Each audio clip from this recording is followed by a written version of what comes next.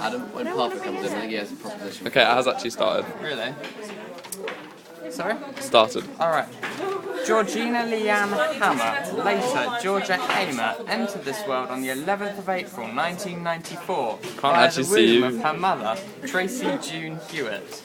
She was an ugly baby and found difficulties when trying to board the Red Funnel ferry service where dogs are not allowed. From a young age, it was clear for all that Georgia had a connection for cats, after having been saved by one during the Great Binfield Fires of 1995. It was a warm evening, and an elderly resident found that the lighted deodorant can trick worked incredibly well when you leave your gas stove on.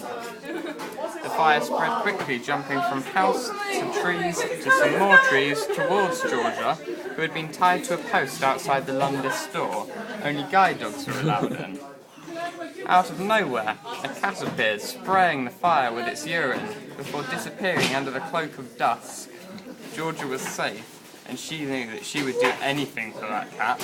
Really, anything. Throughout her childhood, Okay, we're filming it as well. Georgia had multiple trips to hospitals.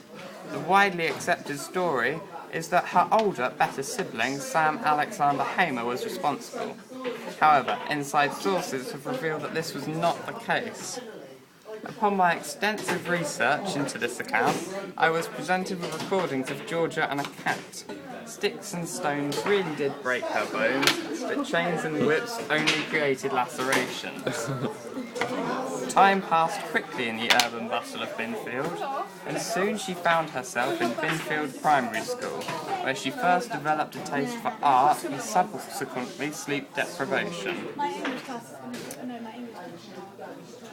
Her socially awkward behaviour complemented this, and her desire to do art became so strong she felt she had to destroy the competition.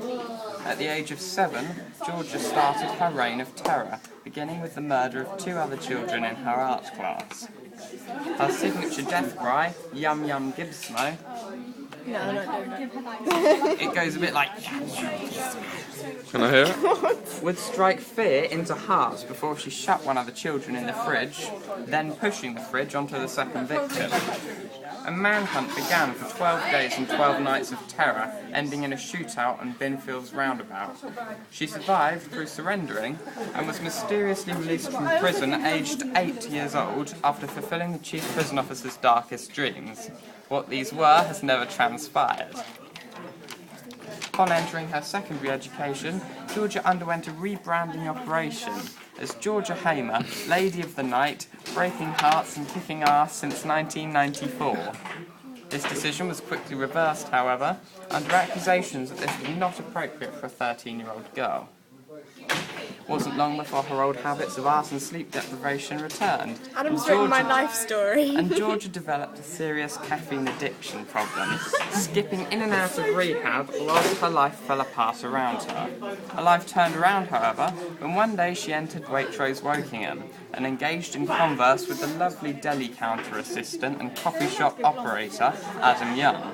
He persuaded her not to continue on her negative spiral of caffeine and instead try some of Waitrose's white and dark chocolate-baked cheesecake, a beautiful fusion of white and dark chocolate on a rich chocolate base. His efforts were in vain. Alas, she no longer had a caffeine addiction. Her new problem was cheesecake.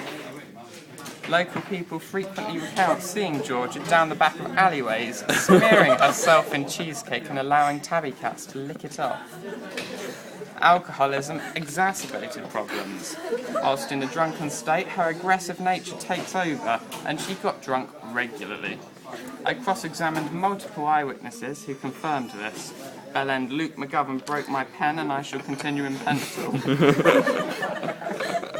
Becky Lord, and I quote, "I can't get over that she left me to be sick after I looked after her for ages." Alex Wright says she's fit and easy when drunk. Nathan Burbage said, "I saw her strangle my best friend once when drunk." Thomas Morell said there was one time at a party when she kicked me into an oven because I told her I could walk into a straight line. I smacked her in the face for revenge. That's not what happened, by the way. Luke McGovern said she drank a glow stick once. I think I can rest my case. And so we conclude this biography at present day. Despite this piece of writing ending, George's life has only just begun. And so we can all expect a manner of frivolities in the future. Last comments from the writer? Well, last night she told me, "Hey Adam, I might be a lesbian." Out of context.